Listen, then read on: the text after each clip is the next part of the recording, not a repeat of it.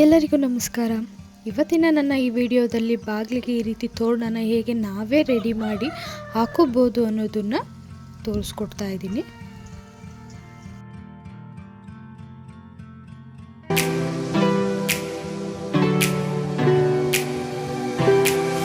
ಮೊದಲಿಗೆ ನಾನು ಇಲ್ಲಿ ದಪ್ಪನೆಯ ಸೂಜಿ ಮತ್ತು ದಾರನ ತೊಗೊಂಡಿದ್ದೀನಿ. ಹಾಗೆ ಆರೆಂಜ್ ಮತ್ತು ಯೆಲ್ಲೋ ಕಲರ್ ಬಟ್ಟೆನ ತೊಗೊಂಡಿದ್ದೀನಿ ಮತ್ತು ಸ್ಟ್ರಾನ ತೊಗೊಂಡಿದ್ದೀನಿ.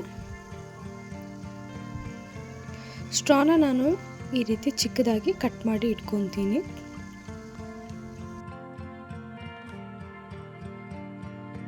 ಸ್ಟ್ರಾನೆಲ್ಲ ಕಟ್ ಮಾಡ್ಕೊಂಡಾದ್ಮೇಲೆ ನಾನು ಬಟ್ಟೆನ ಕಟ್ ಮಾಡ್ಕೊಳ್ಳೋದಕ್ಕೆ ತೊಗೊಂಡಿದ್ದೀನಿ. ಈ ಬಟ್ಟೆನ ನಾನು 2 to 3 ಇಂಚಸ್ ವಿಡ್ತಲ್ಲಿ ಕಟ್ ಮಾಡ್ಕೊತಾ ಇದ್ದೀನಿ.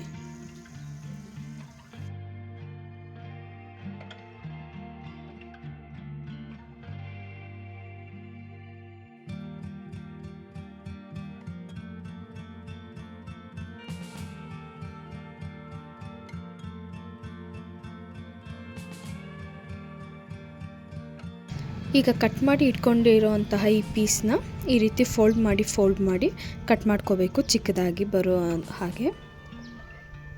ನೋಡಿ, ಈ ರೀತಿ ಫೋಲ್ಡ್ ಮಾಡಿ ಕಟ್ ಮಾಡ್ಕೊಂಡಿದ್ದೀನಿ. ಈ ರೀತಿ ಕಟ್ ಮಾಡ್ಕೊಂಡ ನಂತರ ಆ ಕಡೆ ಈ ಕಡೆ ತುದಿ ಏನಿರುತ್ತೆ ಅದನ್ನು ರೌಂಡ್ ಶೇಪ್ ಆಗಿ ಬರೋ ರೀತಿ ಕಟ್ ಮಾಡ್ಕೋಬೇಕು, ಎರಡೂ ಸೈಡೂ.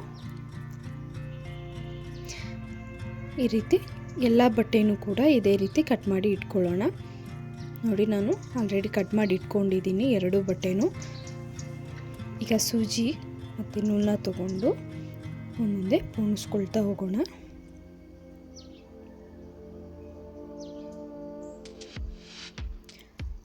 ನಾನು ಇಲ್ಲಿ ಮೊದಲಿಗೆ ಎಲ್ಲೋನ ಹಾಕ್ತಾಯಿದ್ದೀನಿ.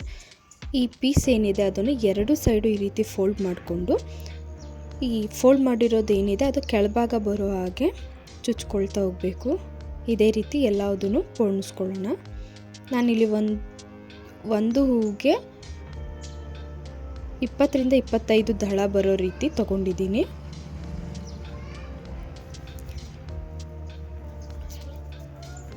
ಇದೇ ರೀತಿ ಒಂದು ಯೆಲ್ಲೋ ಒಂದು ಆರೆಂಜ್ನ ನಾನು ಪೋಣಿಸ್ಕೊತೀನಿ. ಅದರ ನಡುವೆ ಈ ರೀತಿ ಸ್ಟ್ರಾನ ಹಾಕ್ಕೊತಾ ಇದ್ದೀನಿ.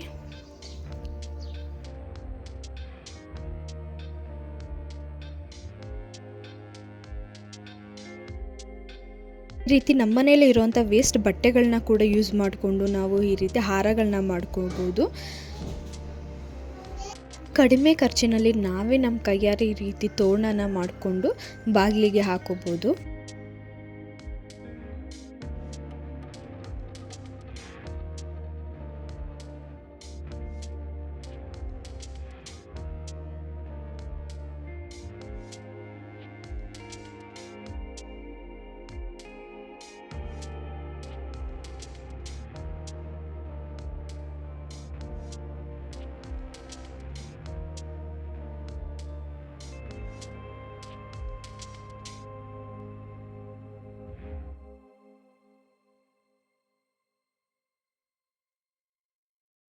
ನೋಡಿದ್ರಲ್ವ, ಕಡಿಮೆ ಖರ್ಚಿನಲ್ಲಿ ನಾವೇ ನಮ್ಮ ಕೈಯಾರೆ ಮಾಡಿ ಹಾಕಿರುವಂಥ ತೋರಣ ಎಷ್ಟು ಚೆನ್ನಾಗಿ ಬಂದಿದೆ ಅಂತ ಹೇಳಿ.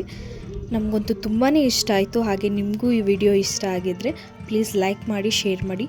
ಹಾಗೆ ಸಬ್ಸ್ಕ್ರೈಬ್ ಮಾಡದೆ ನೀವೇನಾದರೂ ನನ್ನ ವಿಡಿಯೋನ ನೋಡ್ತಾ ಇದ್ದರೆ ದಯವಿಟ್ಟು ಸಬ್ಸ್ಕ್ರೈಬ್ ಮಾಡಿ, ಪ್ಲೀಸ್ ಸಪೋರ್ಟ್ ಮಾಡಿ. Thank you for watching.